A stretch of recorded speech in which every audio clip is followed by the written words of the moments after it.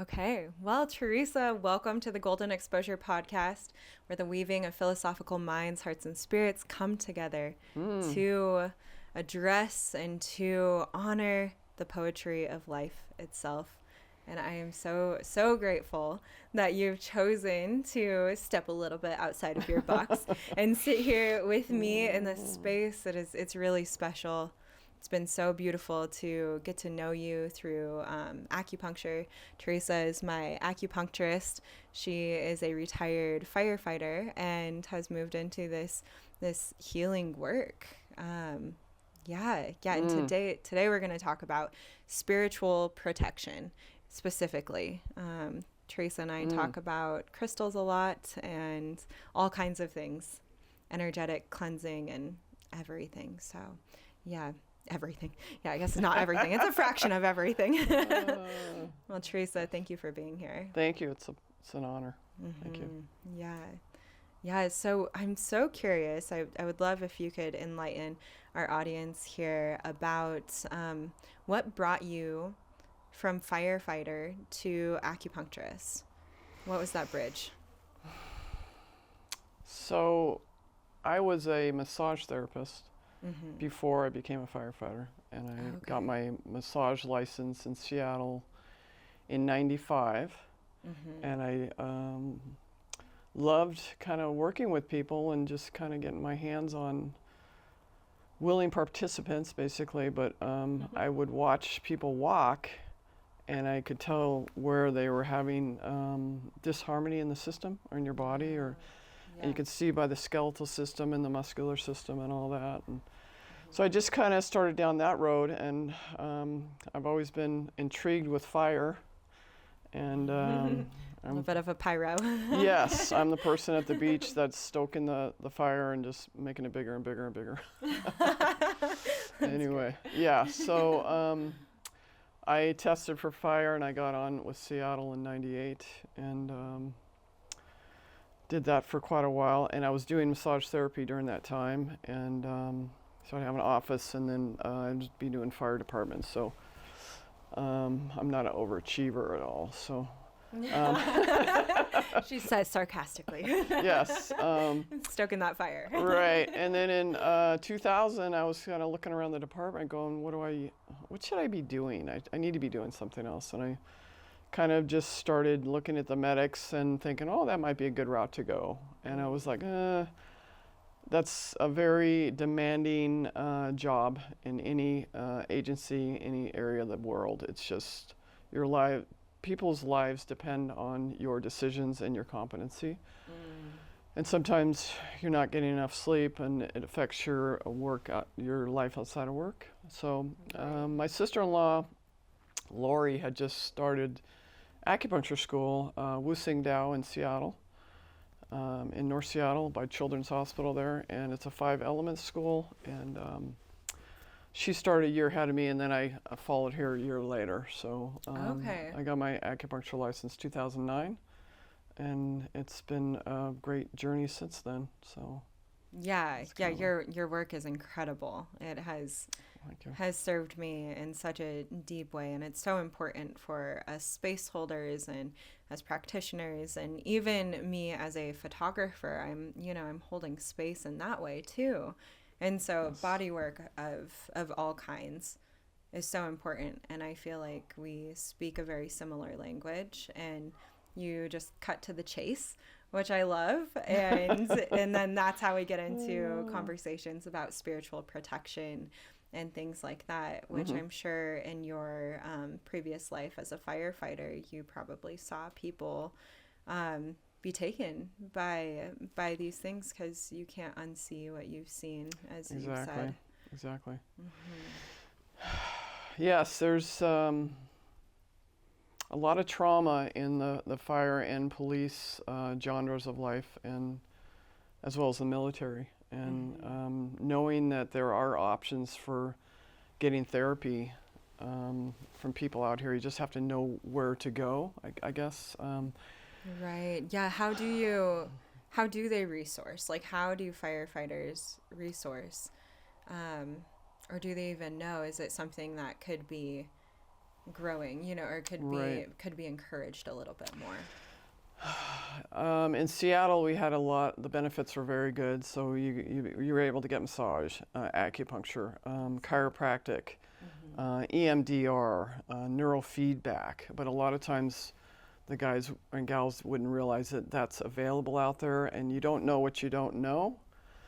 And I would talk to a lot of the firefighters, and after a while, they started getting acupuncture and massage. And PD and fire are occupational athletes. Likewise with military, you're occupational athletes. You're using your body to do your job. And just, it comes down to just education and giving information and how you give the information, if they're open to it in their heart and know there's other options out there. So besides drinking and doing naughty things to your dog or whatever. Sorry. Yeah. No, it's a very real thing, though. Where does that energy, you know, get to charge out, that charged up energy? How does it get to be let out into the world? And if we don't know that we have these resources, or don't, you know, haven't experienced them, don't know how they work, then it can be taken out on a dog or a wife or kids or pornography or drinking or just not being connected in your heart and mind and just not being happy.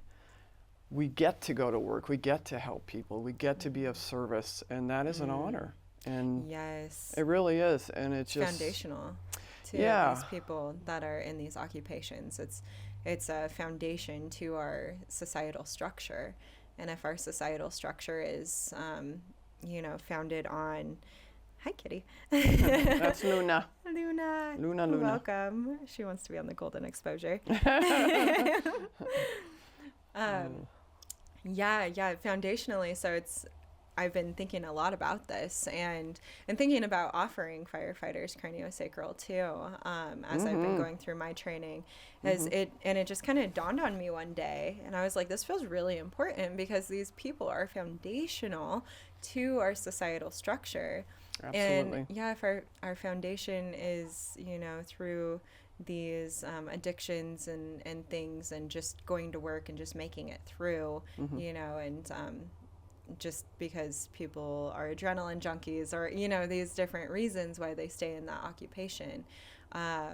Sometimes you don't know any better, though. It's just kind of what you're... Exactly, it's your like inner warrior. Your inner warrior is just, I want to take care of people that are in need. Totally, you know? But with craniosacral, and I do that quite a bit in my office, too. I just finished this seminar we were talking about. Working with the somatic system. So your somatic system from conception to now has an imprint on the whole human body, mind and spirit, of what you've gone through. So stuff that we do not remember, and 0 to 5, stuff we went through a lot, and stuff will come back. You start working with the cranial vault and the bones in the head to correspond to the vertebrae in the pelvic girdle. You start to align that. Emotions on the non-conscious level will come out, and being a facilitator and how to draw that out from the client and address it, facilitate it, and allow them to let go. It's so basic, so easy, but you have to know the process in doing it. Right. How do you create a space, or how do you bring that out of people? I feel like a lot of it might have to do with safety.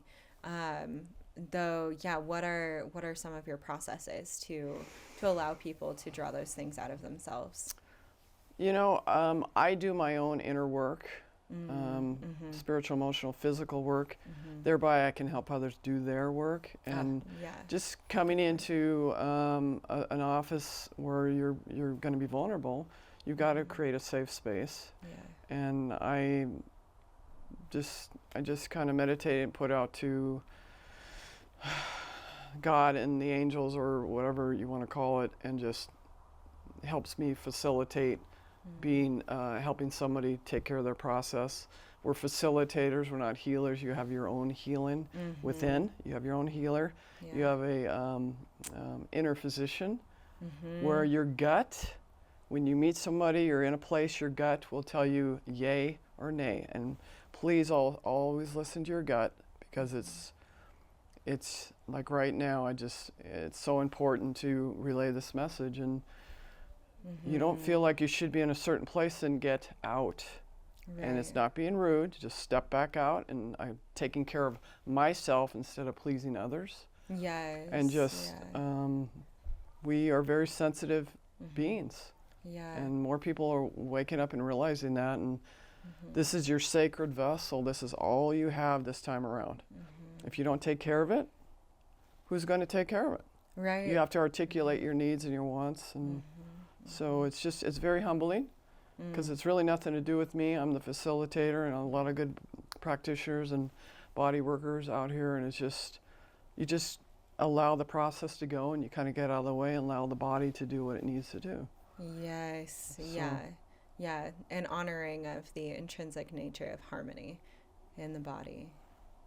That's incredible. Well said. Incredible. Well said. How? So I'm curious.